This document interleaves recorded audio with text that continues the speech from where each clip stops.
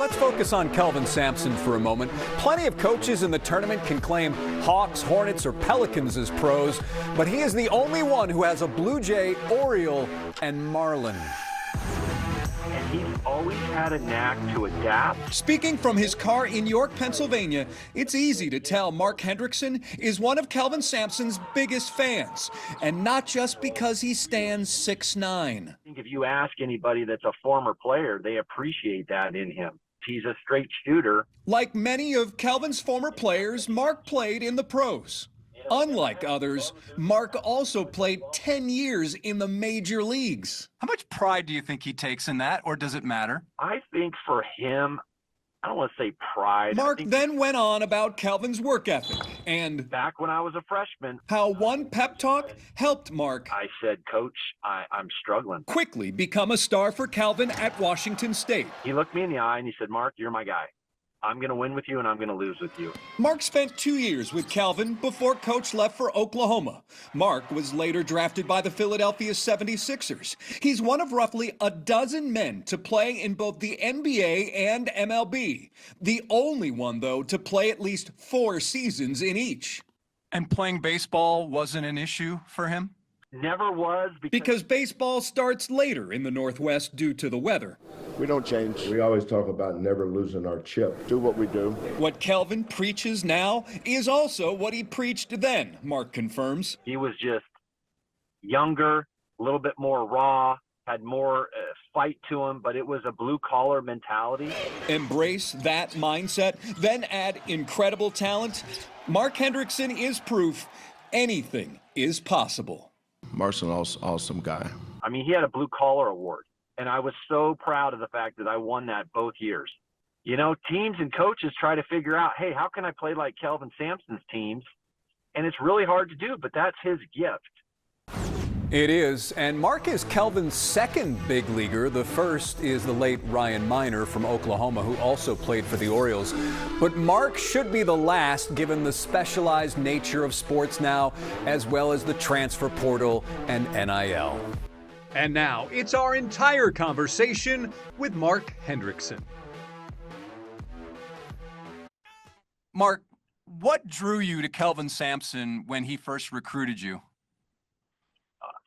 You know, what people at, you know, in the Houston area are seeing now is the same thing that he was back then. He was just younger, a little bit more raw, had more fight to him, but it was a blue-collar mentality. And for me, I'll say this to start out this conversation, which he knows because I was fortunate enough when I got inducted into the Washington State Hall of Fame, he came back. I was able to share this with him because when I came to school, like a lot of high school kids, I was a pretty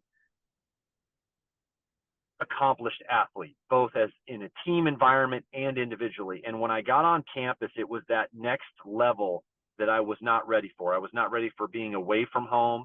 I was not ready for the competition and what it was every day from the start of the school year. And even though Washington State is located in Pullman, which is a very small community, it was very difficult for me to kind of find my place. I was really struggling with confidence. And so I had the nerve to go into his office literally 2 or 3 weeks into my freshman year. And I said, Coach, I'm struggling. My confidence is down. He looked me in the eye and he said, Mark, you're my guy. I'm going to win with you and I'm going to lose with you. And for him to know how to get the most out of each individual player, which he does even to this day, because there's a lot of teams in Houston where you probably think, it's a down year for Houston. And yet, come March, there his group is. It may not be the front runner for a national championship. It may not be the most talented team, but they're going to play hard. They're going to play defense. They're going to crash the board.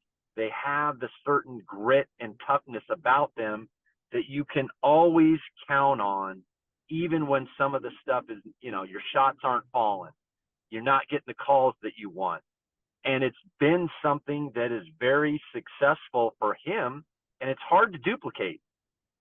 You know, teams and coaches try to figure out, hey, how can I play like Kelvin Sampson's teams?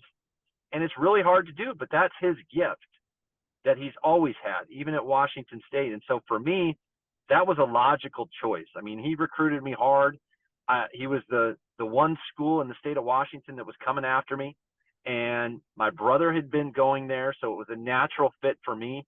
But I think his personality really drew the attention of me and my mom at the time, and it was the best decision I could ever have made. And playing baseball wasn't an issue for him? Never was, because up in the state of Washington, which obviously people in Texas are not going to understand, we mostly played in the summers. We had longer days for the summer. So, in the wintertime, we didn't do a whole lot. Our springtime was very wet, and so it was a condensed season. So if you look at even professional baseball players, there's a lot of good baseball players that come from the Northwest because we don't get overused. We don't play a lot of fall ball. We didn't play in the spring. So for me, even when I went to Washington State, I just played in the summers. So back then, it wasn't as much of a commitment where kids were on campus year round, taking classes, working out, because there was some restrictions with coaches' interaction. So he didn't have a problem with it. No. So again, the non-negotiables were good teammate, effort, defense, rebounding. Those were non-negotiables back then, even at that time when you went to Washington State, like they are today in Houston. Oh, for sure. I mean, he had a blue collar award, and I was so proud of the fact that I won that both years. And basically for him at the time back then, it was a board that kept track of stats, and it was everything but points. So it was kind of like, I'm a football coach. I'm going to give value to my offensive, defensive lines. You take the Super Bowl. The Eagles pass rush dominated that game for the Eagles to win.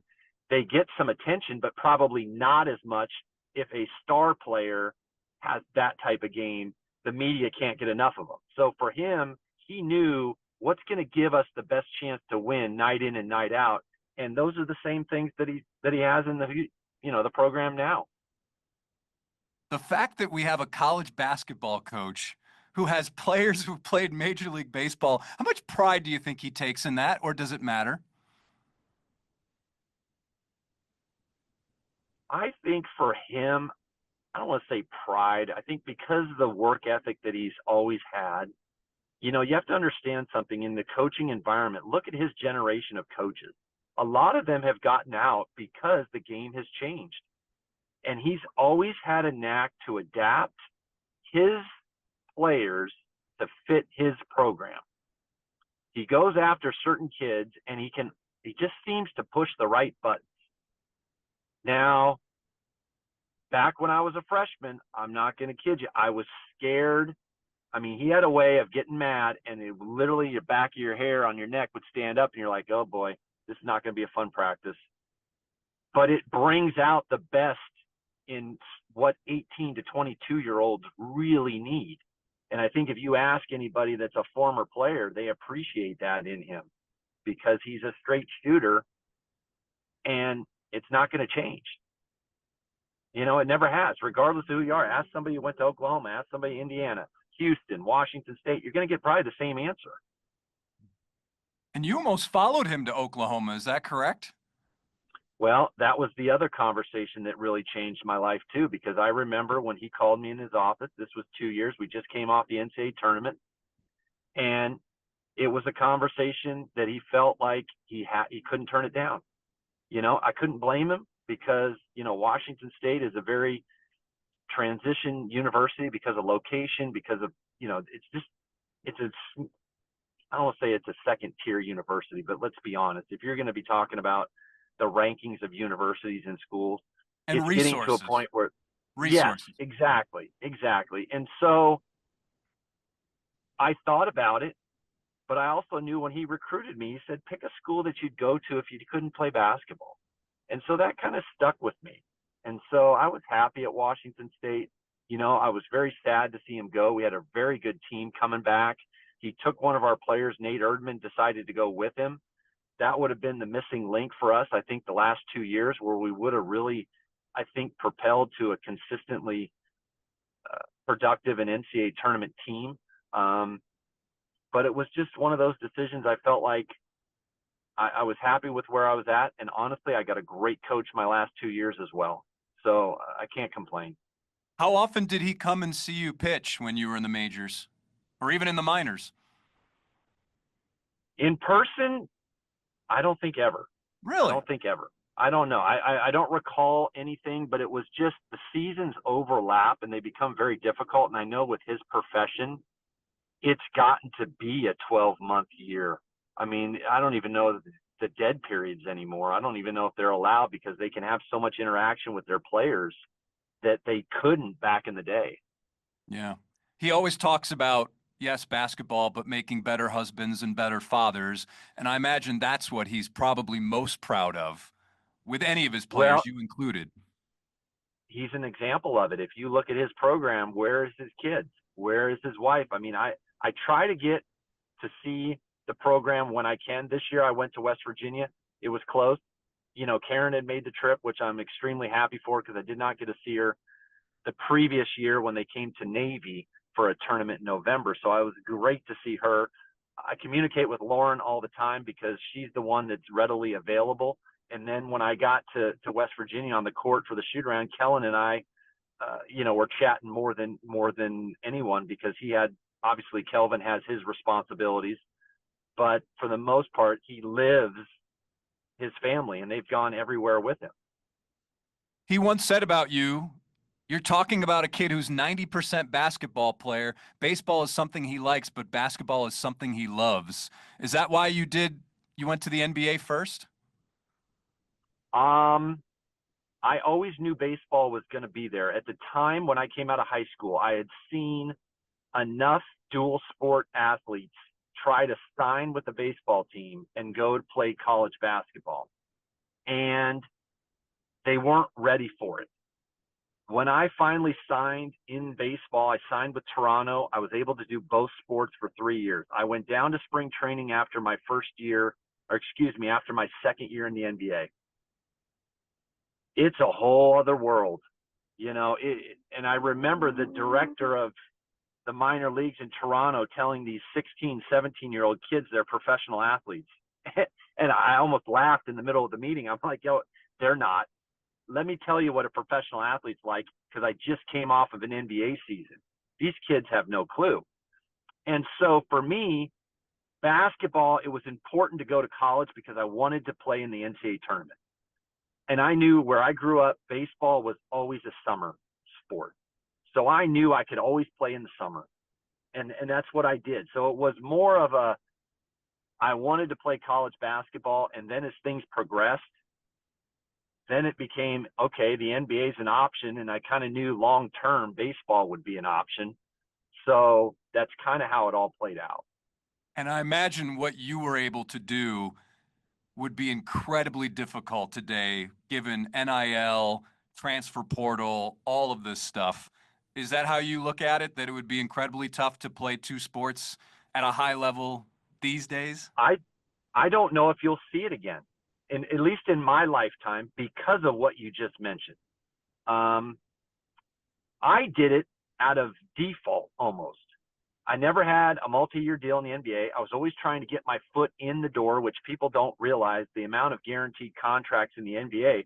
That's the hardest league to break into next to the WNBA, just on numbers, but because of those guaranteed contracts. So really trying to fit there is difficult to do. And I never really had, I mean, it's going to sound a little hypocritical. I never had superior skill set in either sport. My favorite thing in baseball is when they say a 95-mile-an-hour fastball, a pitcher can't control it. And I'm like, well, wait a minute. I was throwing 90. I was trying to throw it as hard as I could. It just didn't come out. Why can I control it and you can at 95? But it's just the way the world is working. It almost seems so many athletes are short-term, short-sighted mindset. Pitchers in baseball, I'm going to throw as hard as I can. If I have to have surgery, oh, well, I'm going to get the money. College kids now, I don't know how you coach them. You coach them hard, are they going to leave? If you coach them light, are they going to leave? Can you compete with whatever somebody's paying? It's got to make it very difficult on the coaches, because some of the programs that have really benefited up in my neck of the woods, Gonzaga was not the best team in the state of Washington when I came through. But because Mark Few took over and they built a program based on kids staying. They developed kids. They had that intangible ability to develop a relationship. You saw kids get better. You saw teams get better. The results were more consistent. You don't see that anymore. And I'd like to think that the pendulum will kind of balance itself out once they kind of regulate some of this. If anything, just to help the athlete and allow even the fan bases to really get behind kids. I mean, I was at Washington State. Here's an example. Cam Ward, he was a quarterback at Washington State. He left. The kid that we just had left to Oklahoma. And we're like, Washington State can't provide that NIL money to keep them. And that's where it's becoming a have and a have not in college landscape. And another thing that I loved about college basketball is, imagine if you're a coach. You always have your team's attention because you can win your league tournament, get into the dance, and have that Hoosiers chance of winning the national championship. You may not have a statistical chance of winning it, but you at least have hope. And football, you lose your first 2 games, you could be absolutely done. Now what do you do as a coach? How do you motivate your kids? Because you could lose your chance to play in the playoffs. So motivation is a key factor in a coach bringing out the best in players. And I think it's important, the longer kids stay at a program, the more bond they have with that university for things even afterwards. Who's to say, if you don't play a sport, maybe you have connections through your university for career opportunities as well, and you just don't see that right now. So I don't think you're going to see kids getting back to the dual sports because of what you just said. There's just too much commitment there financially to pick one sport early. And I don't think it makes a better athlete, to be honest. I don't. I think multi-sports makes us mentally, keeps us fresh, and there's so many skills that carry over. Speaking of careers, you're in the real estate space, but now you're also getting into the coaching space. Is that correct? It's coaching, athletics, performance, all that stuff that's just like my bread and butter. I've been sitting here for 5-10 years going, why am I not in this space? Because the great Lord blessed me with perspective. I've been able to do multiple sports for 19 years professionally. I learned a lot. I'm not a Hall of Famer, so I think that allows me to be relatable to the athletes that are still dealing with the same challenges that I dealt with in college, in professional ranks, because it's a big jump for kids. If they're going from high school to college, that's a huge jump. And then if you are lucky enough to go from college to the professional ranks, it is very difficult. I think the kids that are successful in college understand how elite professional athletes are. And there's a lot of them that are competing for very minimal spots. And the public, all they see is the big contracts, the superstars. They don't realize how many people are trying to break into those sports. So it's very ultra competitive.